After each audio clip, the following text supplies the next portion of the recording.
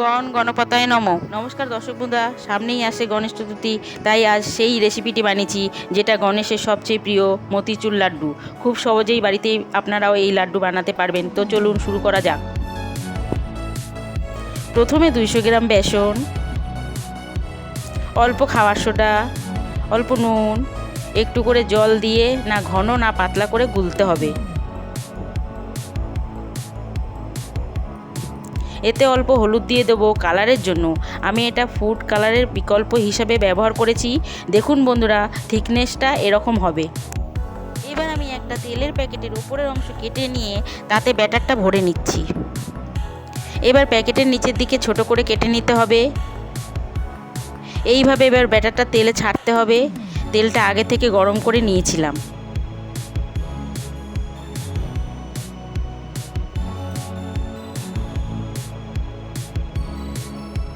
এগুলো লাল লাল করে ভেজে নিতে হবে। ভাজা হয়ে গেলে তুলে নিতে হবে।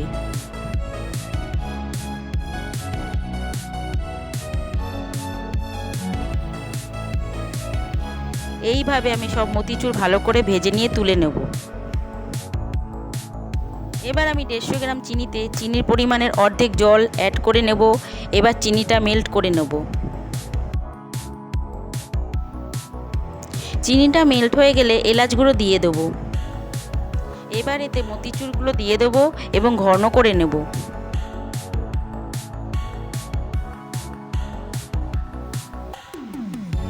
রসটা ঘন হয়ে এসেছে এবং মতিচুর চিনির রস টেনে নিয়েছে।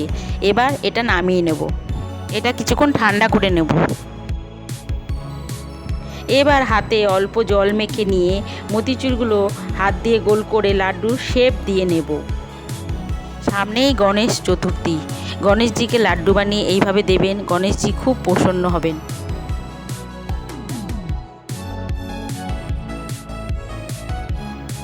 এইভাবে সব লাড্ডু বানিয়ে নেব।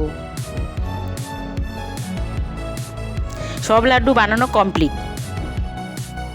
এবার এর উপর আমি কাজু ও কিশমিশের টুকরো দিয়ে সাজিয়ে দেবো।